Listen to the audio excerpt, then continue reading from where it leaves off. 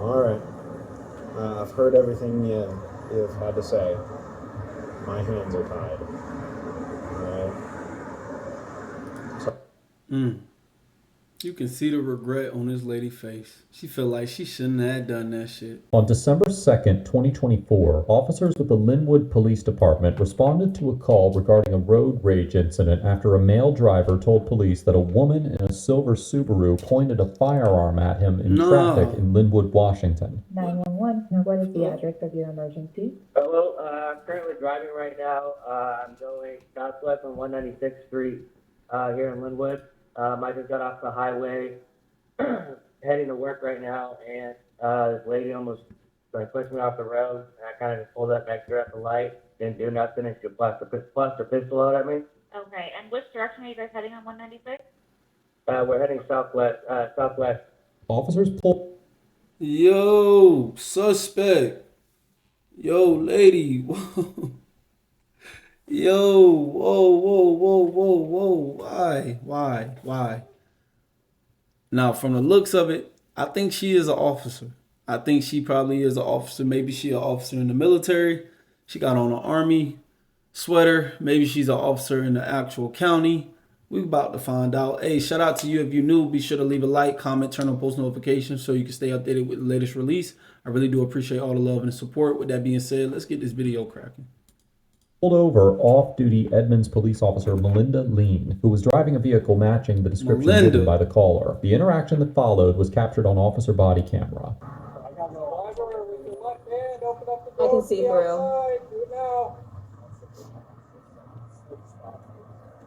Keep your hands up and step out of the vehicle. Do it now.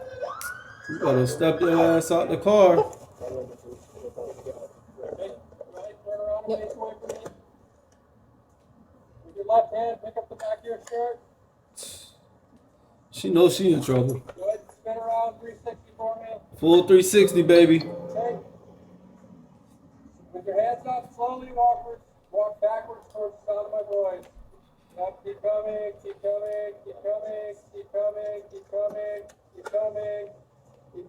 doing good. Keep coming. Okay, stop right there. Get down on your knees. Do not move, do you understand?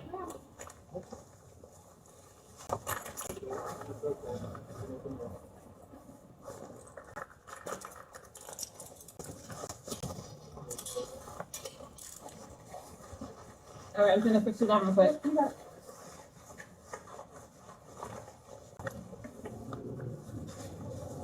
All right, I'm gonna sit you up.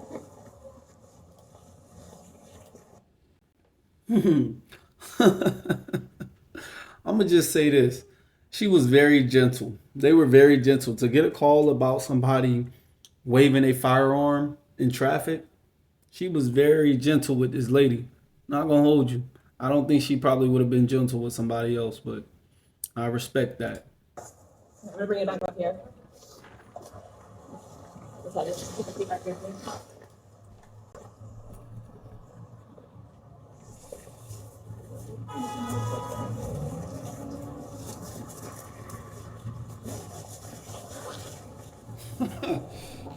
She looked like she done this before. Right, is this your vehicle, ma'am? Yes. Okay, I'm just gonna read this something real quick. And then okay.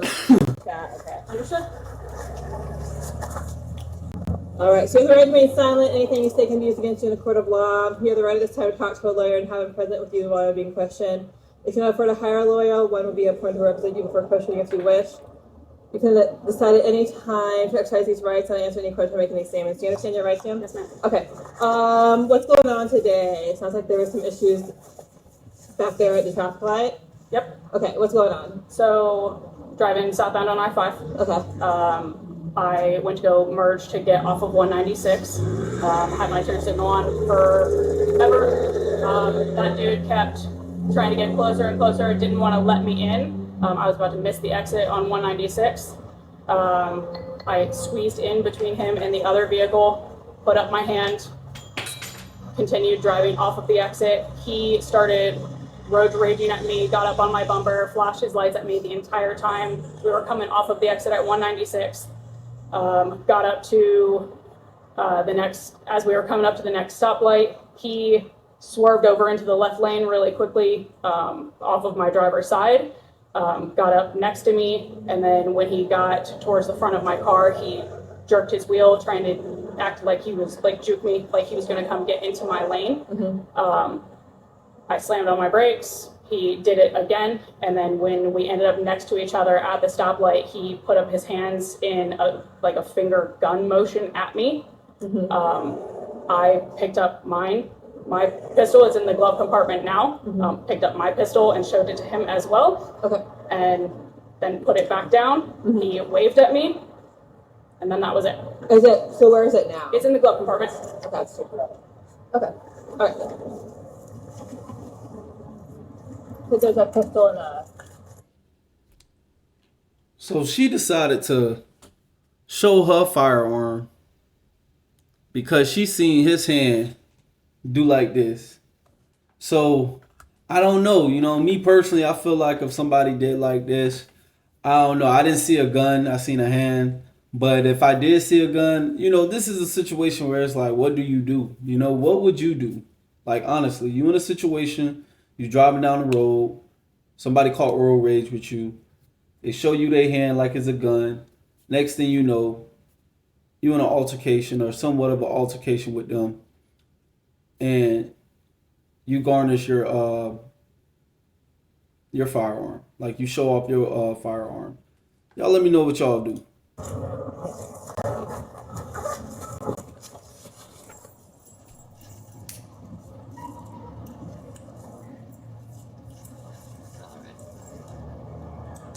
Wait, hold on. So they taking the cuffs off? I'm here. Would you like to see my ID? Wow. Oh, okay. Gotcha. Wow. Wow. Look at her. Look at her. She's so happy. She's excited about this, guys. She is thrilled. I don't know, man, y'all. She's a little too happy. She looked like she want to smile so badly. But we about to see what happened, man. I don't know, man. You still did something illegal, so you might go to jail today. We don't know. We gonna find out, though. Linda, okay, gotcha.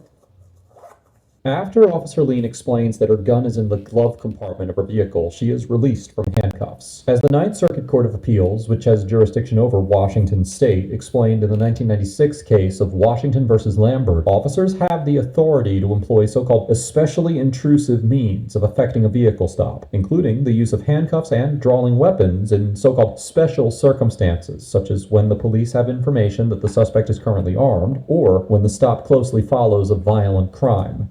Okay. So hence why the cops jumped out the car. They was already ready with their firearm and everything. They have certain, you know, special circumstances that they are or can employ when it's time to, which makes sense. You know what I'm saying? You get a call to a scene, yeah, you better be ready. Here, the other driver had alleged that Officer Lean was armed and that she had potentially committed a violent crime by pointing her firearm at him. However, once the officers determined that Officer Lean was not currently armed and that her weapon was too far away for her to be able to grab it if she was unhandcuffed, a court could conclude that the justification for keeping her in handcuffs had dissipated, as the perceived threat posed by Officer Lean had significantly diminished, particularly in light of her cooperation. Accordingly, the officers ensured compliance with... Wow. Hey, I know y'all probably want me to continue the video, but let me just say this. So, complying with the police, you know, in a sense of you say you got a firearm in the car and they say, hey, you know, step out the vehicle. They want you to step out the vehicle. Do it. Like, comply. Just comply with the police, because it's probably gonna work in your favor if you do. I think it will work in your favor. I mean, it seems like it will. So. The Fourth Amendment by releasing Officer Lean from handcuffs at this point in the encounter. Yeah. Reserve? National Guard. Okay. Yeah. We do. I am with a unit down at JB1 now. I'm in the intel unit. I just don't know. Oh, nice. Congratulations. Thank you. Very strange Monday. Happy Monday. It's a really weird Monday. Yeah, pulling over is, one of is y'all. Edward 41 coming here? Yes. Okay.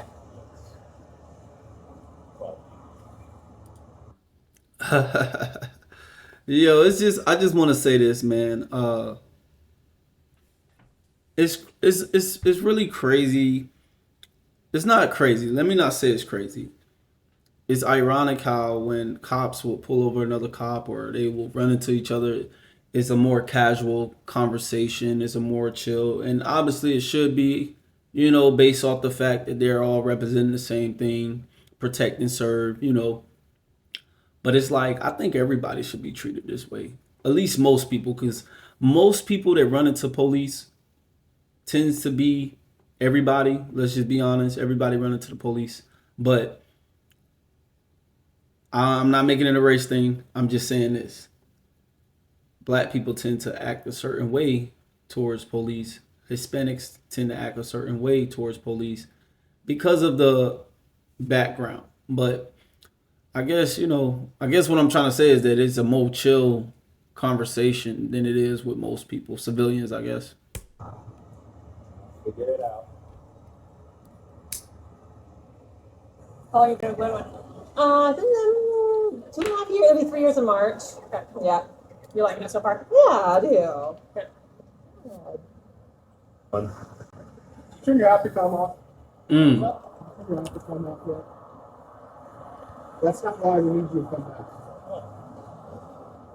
We're trying to figure out what we have PC for. So, what did he say? That's Yeah. Okay. So body cam going in. Mm. It doesn't matter. Okay. So either driving. Hold on. Wait. What's going on here? I had to pause. I'm about to go take it back a little bit. We got to see what's going on right here. Y'all let me know in the comments, please. Somebody let me know what this whole scenario was. Y'all can timestamp it. We around like 7:40 right now. Somebody timestamp this real quick. We about to play this back. I really got to understand what's going on with this whole body cam, turn your body cam off thing.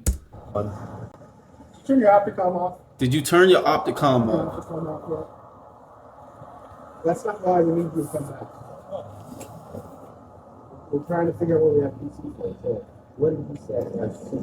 Yeah. Okay. So body cam going in. It doesn't matter. Okay. So either driving southbound on I-5. He's on the right side getting off. Goes west on 196. I thought you were telling me this happened on I-5. That was going to change things. So then she's in the eastbound to go like other exit, the eastbound exit. Right. She swerves over then they somehow get to the light at the back of the box in 196. He looks over and goes like this. She looks over and goes like this. And he sees her reach down, points gets a gun, and then points it out. Good news is that it looked like a really little gun, so probably not a real gun. Bad news is he explicitly says she pointed it at him. Yeah. So, the PC is assault too. Alright. Alright, we have effective custodial arrest. The high school. Okay, book the penalty. Alright. Gotta do what we gotta do. Alrighty. All right. Shout out to Linwood. Because at the end of the day, it's like, I'm not saying she's in the wrong or whatnot, but I give shout out to them because they doing their job. You feel me? Like ain't no telling what she would have done. You feel me? So y'all can learn from this and understand it. Do not, I repeat, do not show your firearm unless you are in immediately danger. Like your life is threatened. Like this is a whole self-defense. They fired at you first, you fired back situation. Like your life was in danger because you're going to have to prove that in court. You're going to have to prove that your life was in danger and you felt threatened for your life and it was self-defense. But yeah, don't do no shit like that.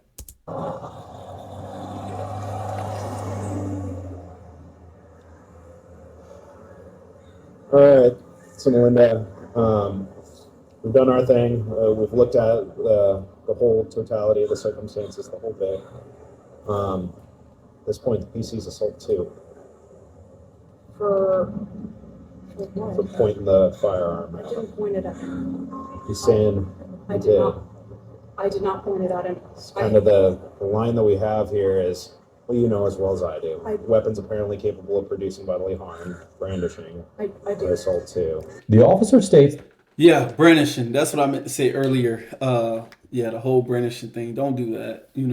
It seems cool to do to let people know you armed and you armed or whatnot, but do not do that because this is the consequences of that. Don't do that shit. But there is probable cause to arrest Officer Lean for assault in the second degree because the other driver claimed she pointed the gun at him. Under Section 9A.36.021 of the Revised Code of Washington, an individual is guilty of assault in the second degree, which is a felony offense, if he or she, quote unquote, assaults another with a deadly weapon. As the Supreme Court of Washington explained in the 2024 case of Matter of Arntzen, Washington law recognizes two different types of assault: an attempt to cause bodily injury through unlawful force, and an attempt to cause fear and apprehension of bodily injury. Under the second definition, an individual can be convicted of assault if they act with an intention to cause another individual to fear that they will be injured. As a firearm is a deadly weapon, and Washington courts have often recognized that pointing a gun is sufficient to show this intent to cause fear, it is likely that a court would agree that the other driver's allegations were sufficient to provide the Linwood officers with probable cause to arrest Officer Lean. Now, it is important to note that even though Officer Lean told a different version of events than the other driver, the Supreme Court held in the 2018 case of District of Columbia versus Westby that officers are not required to believe a suspect's innocent explanation when determining whether probable cause exists, as probable cause does not demand certainty, and officers may reasonably rely on common sense and context, even when suspects offer potentially exculpatory accounts. Sorry, there.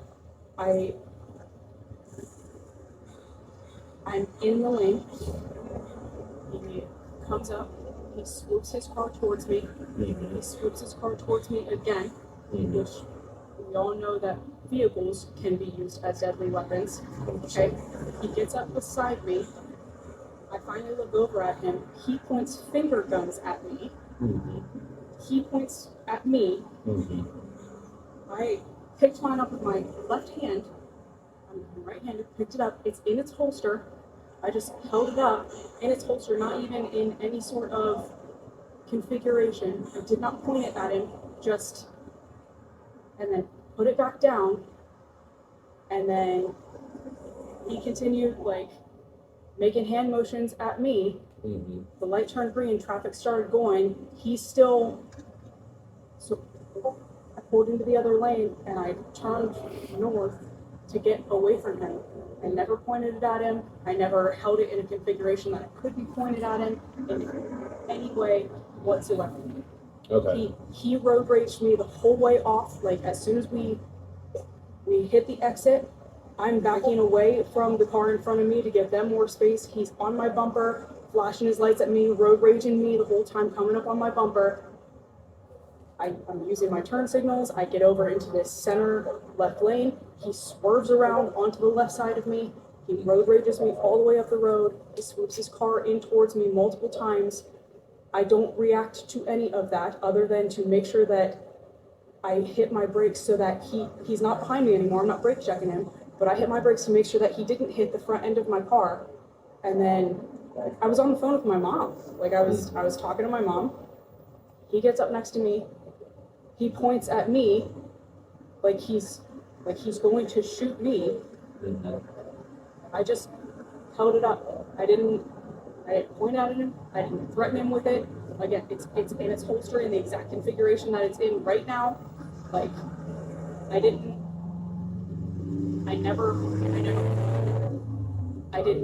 act aggressively with it in any way.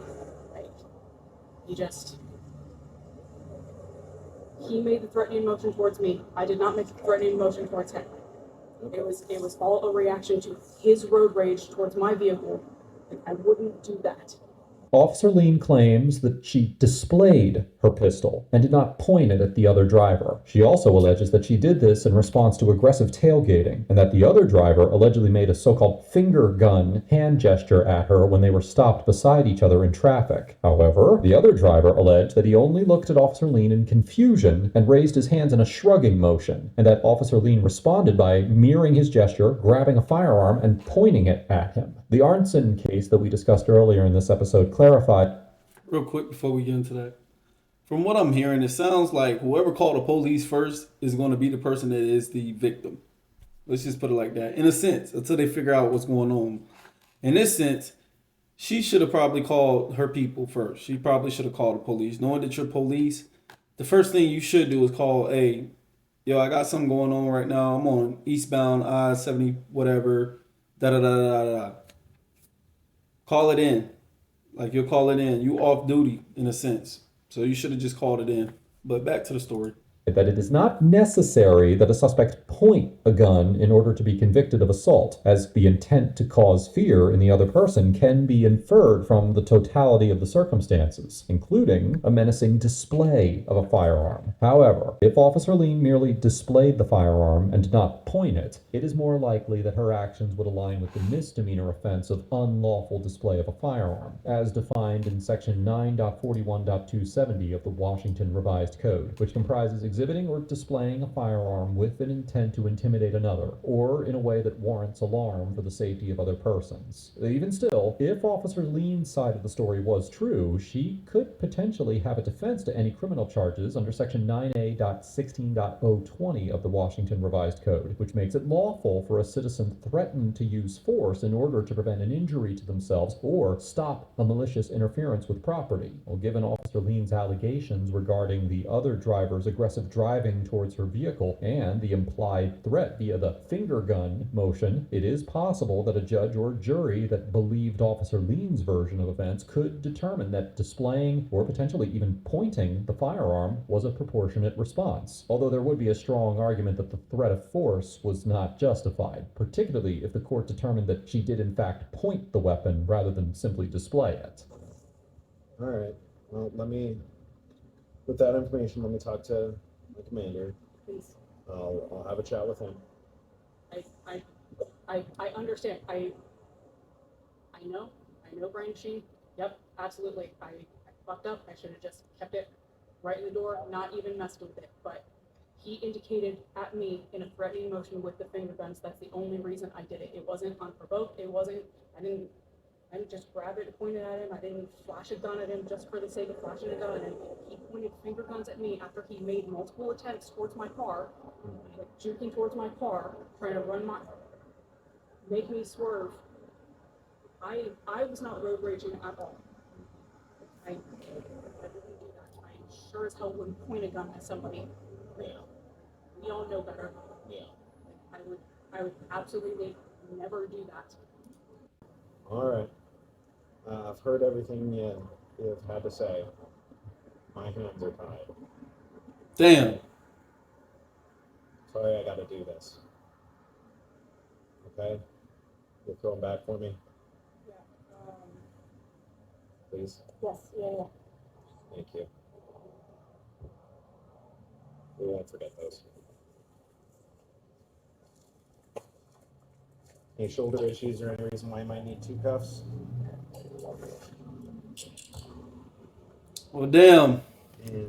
Guess we figured it out. Was booked into the Snohomish County Jail at around 3 p.m. And after a judge found probable cause for the second-degree assault allegation, she was released with conditions the following evening, after spending roughly 26 hours in custody. Edmonds Police Chief Michelle Bennett issued a statement regarding the arrest, indicating that Officer Lean had been placed on administrative leave while an internal affairs investigation was conducted. On January 8, 2025, the Snohomish County Prosecutor's Office announced that it would not be filing felony charges against Officer Lean. And on April 1st, 2025, the Linwood Municipal Prosecuting Attorney also advised that misdemeanor charges would not be pursued, as the city concluded after meeting with both parties that it could not prove beyond a reasonable doubt that Officer Lean was not acting in self-defense. As of the date of writing this episode, Edmonds PD has not publicly announced the final disposition of the internal affairs investigation into the situation. Overall, the Linwood officers get an A+ for conducting a Yo, that's the video, man. Hey, with that being said, be sure to leave a like, comment, turn on post notification. But yeah, y'all let me know what y'all think about this whole situation with her, supposedly pointing the firearm at him. Do you feel as though brandishing should be something that taken very seriously? Or do you feel like, if somebody threatened your life, do you have the right to threaten their life? I mean, who knows? With that being said, man, I'll see y'all in the next one. Yeah. Fuck your questions, I'm a boss. I used to take hella losses, not broke nigga.